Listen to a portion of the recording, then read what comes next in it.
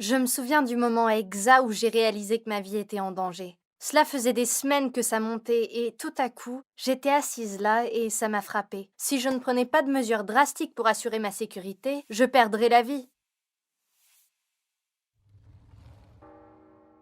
Jamais en 1 million d'années je n'aurais cru vivre que 18 ans. Il y a encore tellement de choses que je voulais faire de ma vie. Je veux dire, j'avais à peine embrassé un garçon et je n'étais même pas encore allée à la fac. Ça ne pouvait pas m'arriver. Et ce n'est pas comme si j'avais eu la vie la plus insouciante. D'une part, je n'avais jamais rencontré ma mère. Elle est morte en me donnant naissance et j'avais l'impression que je devais constamment rappeler à mon père que je suis la raison pour laquelle ma mère est décédée. Je sais que ces choses arrivent, mais je ne pouvais pas m'empêcher de me sentir responsable. Alors, à l'approche de mes 18 ans, j'ai décidé de faire les 100 pas avec précaution. Chaque anniversaire que j'avais était doux amer. J'ai toujours eu un gâteau et des cadeaux, mais en même temps, nous avons toujours rendu visite à la tombe de maman et apporté des fleurs. Elle est morte pour que je puisse naître. Honnêtement, c'est le plus gros fardeau que je porterai jamais. Avoir 18 ans semblait être un gros problème, car c'était l'âge où ma mère est décédée. Oui, elle est tombée enceinte très jeune, et sa mort était si tragique. Je savais que cet anniversaire serait particulièrement difficile pour mon père, alors je ne l'ai même pas mentionné. Il m'a demandé comment je voulais le célébrer, et j'ai dit que j'aimerais juste sortir pour dîner ou quelque chose du genre. Assez rapidement, mon père a commencé à agir étrangement. Il a toujours été du genre calme et réservé, mais ça c'était autre chose. Un jour, je suis rentrée de l'école et je l'ai trouvé assis par terre dans ma chambre en train de pleurer en tenant certains de mes vieux ours en peluche. J'étais tellement choquée. J'avais vu mon père pleurer souvent, mais ça c'était différent. Il avait vraiment l'air très triste. Je me suis approchée de lui pour lui demander ce qui n'allait pas, et il m'a tirée par terre et n'arrêtait pas de me câliner. Et ça, ce n'était que le début. Au cours des 2 prochaines semaines, il ne m'a pas laissé tranquille. Il était si collant. En fait, ça a été un peu beaucoup à un moment. Il ne m'a même pas laissé aller à l'école seul. Il a insisté pour marcher avec moi et il a même essayé de me tenir la main lorsque nous traversions la route. J'ai repoussé sa main et dit « Papa, arrête! J'ai presque 18 ans, je ne suis pas une enfant. Je peux traverser la route moi-même. » Il a semblé pris de court après que je lui ai crié dessus et il s'est excusé et s'est éloigné. Il y avait beaucoup de circulation, mais j'aurais pu jurer que je l'avais entendu dire quelque chose du genre. C'est ça le problème, t'as presque 18 ans.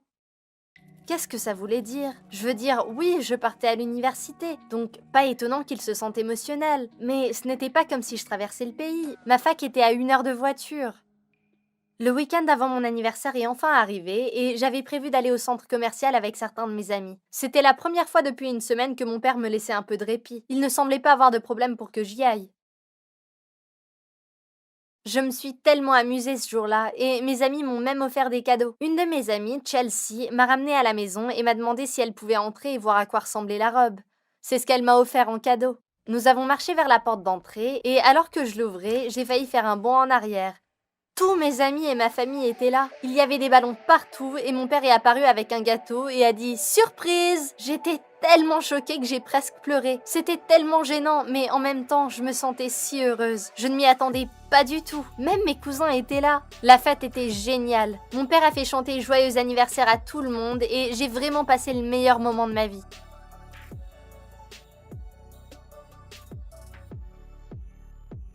Il se faisait tard et la plupart de mes amis étaient partis. Je me sentais fatiguée, alors j'ai commencé à monter les escaliers vers la chambre.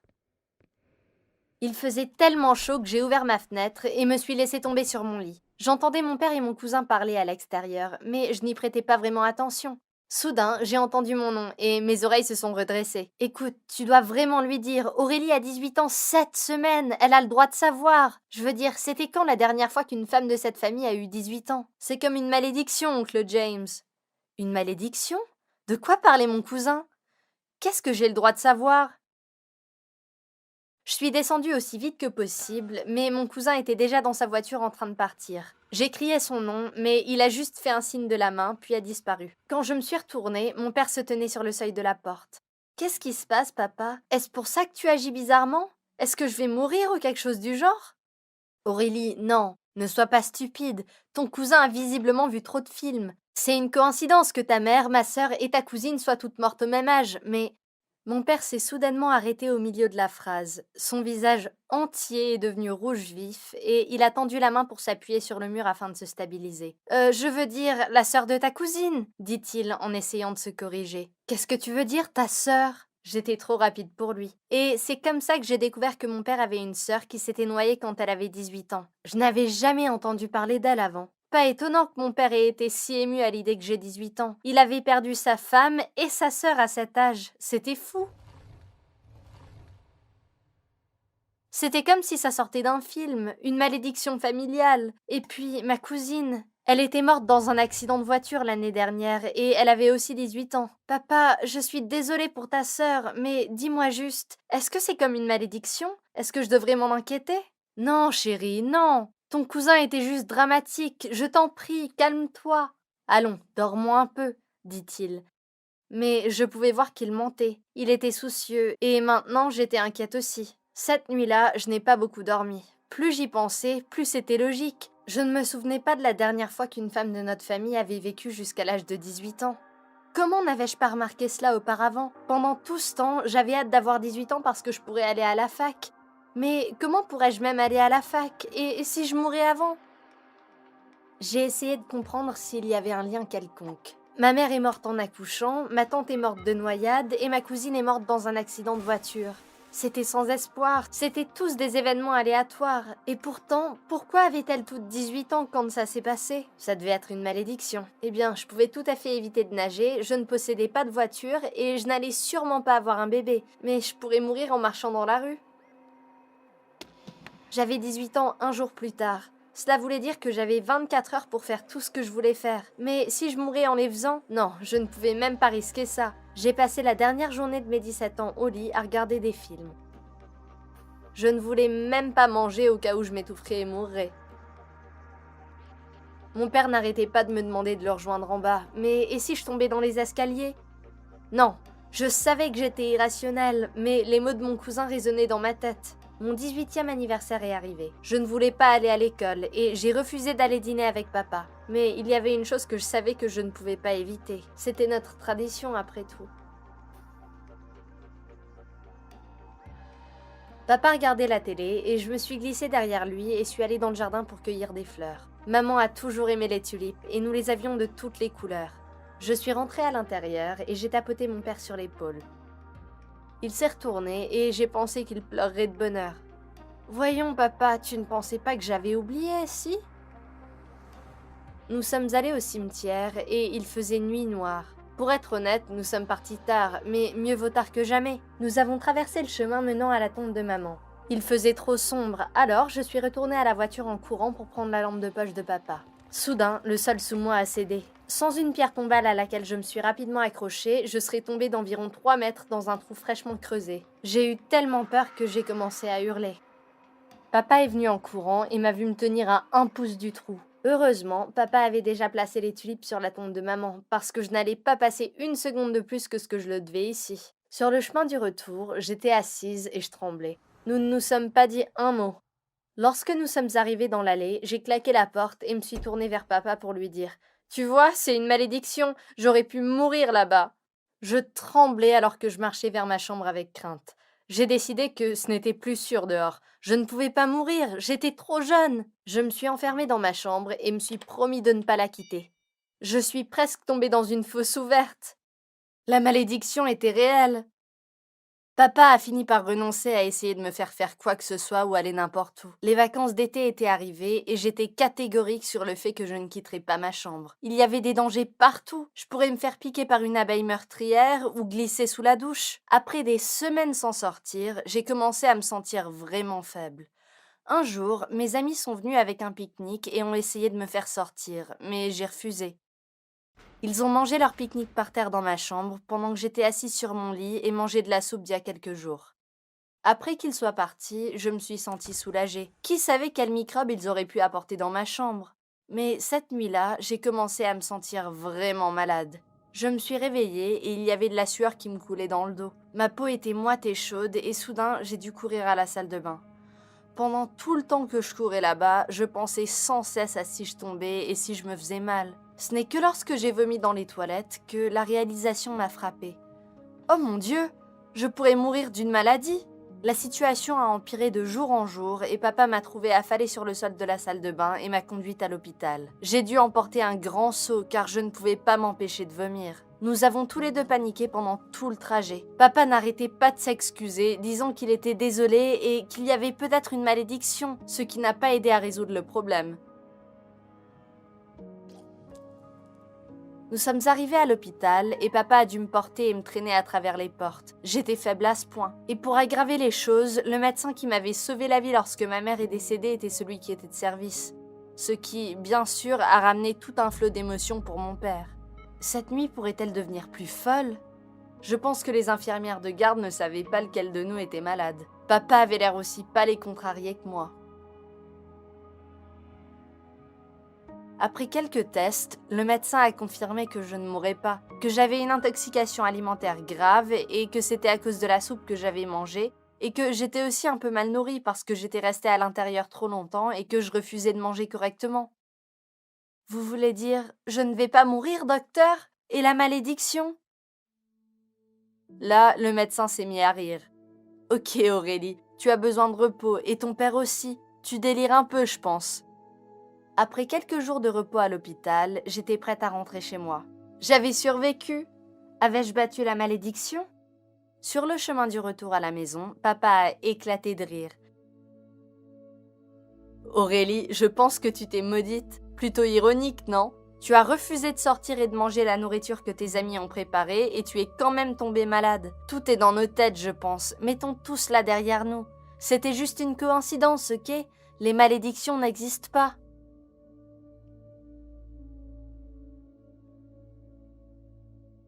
Mais vous savez quoi? Papa avait raison. J'étais tellement obsédée par ma volonté de rester hors de danger que je l'avais moi-même provoquée. C'est comme si j'avais attiré cette mauvaise énergie vers moi. Eh bien, c'est au moins ce de quoi j'essaie de me convaincre, car honnêtement, une petite partie de moi croit encore que j'ai évité une malédiction plutôt que le fait qu'elle n'existe pas.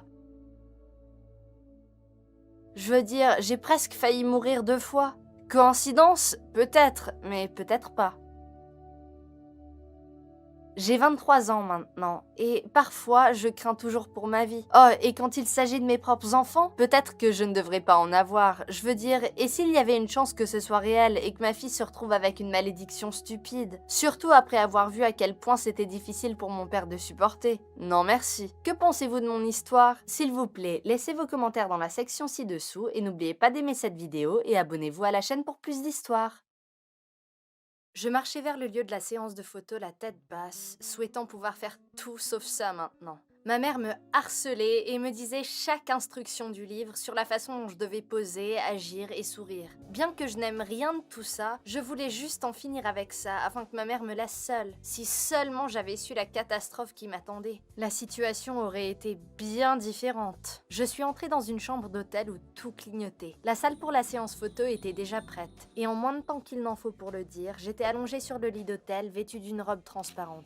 Le photographe me demandait de poser dans différentes positions provocantes pendant qu'il prenait photo après photo. Je ne me sentais pas à l'aise pour le faire, mais je ne pouvais pas dire non. Derrière lui, il y avait plusieurs personnes qui observaient la séance, me pointaient du doigt et chuchotaient à propos de moi. J'ai tiré la robe d'été plus étroitement autour de moi, mais le photographe m'a arrêtée et m'a dit qu'elle n'avait pas besoin de ça. Puis, il y a eu une voix derrière l'appareil photo. Elle disait « Pourquoi est-ce qu'on ne se débarrasse pas de la robe ?» Tout le monde a hoché la tête en signe d'agrément. Se débarrasser de la robe? Je portais un bikini minuscule en dessous. Je ne voulais pas vraiment être photographiée ne portant que ça. Je me suis figée. « Allez, Indy, enlève la robe, on n'a pas toute la journée !» dit à nouveau la voix. Je ne pouvais pas y croire. On m'intimidait pour que j'enlève mes vêtements devant un appareil photo. Et le pire, c'est que ma mère y prenait part. J'ai retiré la robe à contre-cœur et l'ai jetée par terre. L'appareil photo a recommencé à clignoter alors que j'étais allongée, vulnérable et exposée. Cela peut paraître très étrange et abusif, surtout si je vous disais que je n'ai que 15 ans. Mais malheureusement pour moi, c'est ma vie. Vous voyez, ma vie à la maison est un peu inhabituelle. Ma mère est une designer et je suis sa muse. Quand elle avait mon âge, elle était mannequin. Elle a été repérée par un agent de casting un jour où elle faisait du shopping. Elle a commencé à faire du mannequinat local et est devenue très demandée. Elle était sur le point de s'envoler pour l'Europe afin de filmer une publicité quand elle a découvert qu'elle était enceinte de moi. Elle n'a pas pu y aller et c'était la fin de sa carrière de mannequin. Elle dit toujours à quel point c'était formidable d'être mannequin et qu'elle serait célèbre maintenant si elle n'était pas devenue mère. Au lieu de cela, elle est restée à la maison et m'a élevée en tant que mère célibataire. célibataire. Il y a quelques années, elle s'est lancée dans la création de vêtements et a lancé sa propre marque. J'étais vraiment fière d'elle au début. Je pensais que c'était tellement cool qu'elle lance sa propre entreprise. Mais ça ne s'est pas bien passé. Ses créations ne figuraient dans aucun magazine et personne ne voulait savoir. J'ai créé mon propre compte Instagram à peu près à ce moment-là. J'aime vraiment la photographie et j'ai adoré mettre mes photos en ligne. Mon compte a commencé à devenir connu. Puis, ma mère a eu une idée. Elle m'a demandé si je pouvais porter certaines de ses créations sur mon compte. J'étais heureuse d'aider au début. Je n'aurais jamais accepté si je savais que ça finirait comme ça. Au début, elle m'a juste donné des vêtements à porter. Puis, elle a commencé à suggérer des emplacements et des thèmes de photos. Mes posts se faisaient beaucoup partager et mon compte est devenu très populaire. Mais avant que j'ai remarqué ce qui se passait, ma mère avait pris le contrôle de mes comptes et j'étais devenue sa marionnette. Bientôt, j'étais le mannequin pour son site web aussi. J'ai passé la majeure partie de mes week-ends et après l'école à des séances photos et elles étaient tellement ennuyeuses. Si jamais je ne voulais pas faire de séance, elle me disait que je suis juste ingrate et que beaucoup de filles de mon âge tueraient pour être aussi jolies que moi. Quand je ne faisais pas de mannequinat, maman me faisait aller à la gym 3 fois par semaine et c'était tellement ennuyeux. Quand je n'étais pas là-bas, j'étais en train de me faire une manucure chez le coiffeur où j'avais un masque sur le visage. Certaines de mes amies étaient jalouses de tous les traitements que j'avais, mais elles ne réalisaient pas à quel point c'était ennuyeux. Je devais toujours être tirée à 4 épingles, sinon ma mère me critiquait. Mais être prise en photo en bikini, c'était trop. Lorsque les photos ont été mises en ligne quelques jours plus tard, je me suis sentie malade. Je détestais que le monde puisse voir tellement de moi. Et puis ça a empiré. J'ai lu les commentaires. Maintenant, je suis habituée à recevoir d'horribles commentaires sur ma page. J'ai tellement de followers qu'il y aura toujours quelques trolls. Mais cette fois, les commentaires m'ont marqué. Je n'arrive pas à croire qu'Indy se déshabille maintenant. N'importe quoi pour le fric, hein. Waouh, je me la taperai. Et certains commentaires si impolis ou cruels que je ne veux même pas les répéter. J'étais tellement en colère. Et je suis allée chercher ma mère pour lui montrer les commentaires. Je n'arrivais pas à croire sa réaction. Elle a juste ri, m'a dit que j'étais bête et que je devrais savoir ignorer les commentaires d'ici maintenant. J'ai dit à maman que je m'en foutais. Je ne voulais plus être mannequin pour ses bikinis. Sa réaction m'a choquée. Elle m'a dit que j'étais son enfant et que je n'avais pas le choix. Je devais être mannequin pour ce qu'elle voulait et faire ce qu'on me disait. Le lendemain à l'école était vraiment difficile. Tout le monde savait que j'étais connue en ligne, mais cela n'empêchait pas les enfants de me traiter comme si de rien n'était. Personne ne pensait que j'étais spéciale. En fait, parfois je me faisais taquiner à propos de mon mannequinat. Mais aujourd'hui, c'était différent. Certains des garçons avaient vu ma photo en bikini, l'avaient prise en capture d'écran et diffusée dans toute l'école. Ça m'a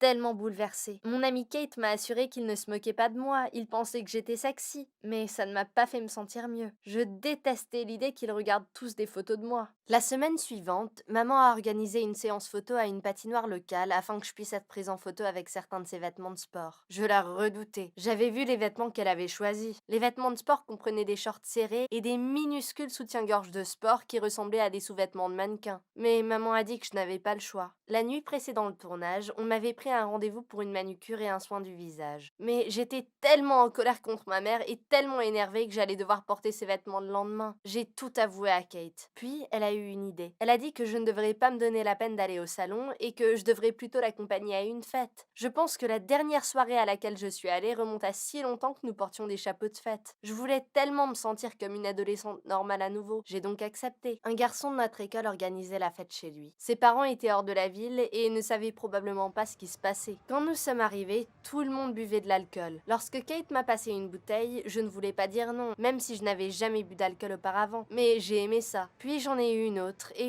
et bientôt je ne voulais pas m'arrêter. C'était tellement agréable d'être une personne ordinaire pour une fois. J'ai envoyé un texto à ma mère et lui ai dit que je restais chez Kate cette nuit-là, pour qu'elle ne me voie pas bourrée. Elle a dit que ça allait, tant que j'étais à temps pour le tournage. Le lendemain matin, je me suis réveillée tard et je me sentais vraiment mal. Je me suis levée et j'ai même pas eu le temps de prendre une douche. J'étais tellement en retard. Quand je suis arrivée là-bas, ma mère était si occupée à parler à des gens qu'elle ne voyait pas à quoi je ressemblais. Elle m'a juste crié de me dépêcher et de me préparer. Le maquilleur et le coiffeur voyaient que j'avais la gueule de bois, mais ont réussi à me rendre belle. Nous avons commencé le tournage. J'aimais le patin à glace, mais je me sentais tellement étourdie que je trouvais vraiment difficile de faire une ligne droite. Je transpirais et tremblais et maman n'arrêtait pas de me crier dessus, essayant de me faire des poses différentes. Puis, j'ai senti une sensation bizarre dans mon estomac et en moins de temps qu'il n'en faut pour le dire, j'ai vomi partout. Sur la patinoire et mes vêtements et j'ai même réussi à toucher le photographe. Maman a réalisé que j'avais la gueule de bois et j'étais livide. Elle a commencé à me hurler dessus devant tout le monde. Elle m'a dit que j'étais une honte et qu'elle avait honte que je sois sa fille. Alors que j'étais à quatre pattes par terre, vomissant dans un seau, elle ne m'a même pas demandé si ça allait. J'en avais assez. J'ai patiné hors du plateau de tournage, remis mes vêtements et me suis enfuie. J'ai entendu maman me hurler après pour que je revienne, mais je l'ai ignoré. Quand je suis rentrée à la maison, j'ai mangé le plus gros paquet de chips, puis je suis allée me coucher. Quand je me suis réveillée, je me sentais mieux, mais ma mère était tellement en colère que j'ai décidé de faire quelque chose de radical. J'ai commencé à taper un message sur mon téléphone, puis j'ai pris une capture d'écran et l'ai mis sur Instagram. J'y disais à tous mes followers que je cessais de faire du mannequinat vu que je détestais ça. J'ai hésité un instant, puis j'ai appuyé sur envoyer. En quelques minutes, j'ai eu plus de commentaires que sur tout ce que j'avais posté auparavant. Je me suis rendu compte que ma mère le verrait bientôt et comme elle avait accès au compte, elle le retirerait. J'ai donc changé mon mot de passe pour qu'elle ne puisse rien y faire. Je ressentais un tel élan d'adrénaline. Je détestais le mannequinat et maintenant je n'aurais plus à le faire. Je pourrais juste être moi à nouveau. Rapidement, mon message s'est répandu et à ma grande surprise, les gens ont eu toutes sortes de réactions. Surtout les filles qui ont été forcées dans l'industrie cosmétique et qui ont dû faire toutes sortes de compromis parce que c'était mieux pour le commerce. J'ai été abasourdie par le soutien que j'ai reçu et je me suis sentie comme si je n'étais pas la seule et que je devais défendre mes intérêts. Mais la réponse qui se répétait sans cesse est la suivante. Il est acceptable de dire non. J'avais le droit de dire non à quelque chose que je méprise. Pendant que je lisais, ma mère est entrée dans ma chambre sans frapper à la porte et a commencé à me crier dessus. Elle m'a traité d'égoïste pour avoir risqué sa carrière. Elle a demandé à ce que je poste des excuses et que je lui rende l'accès à mes médias sociaux.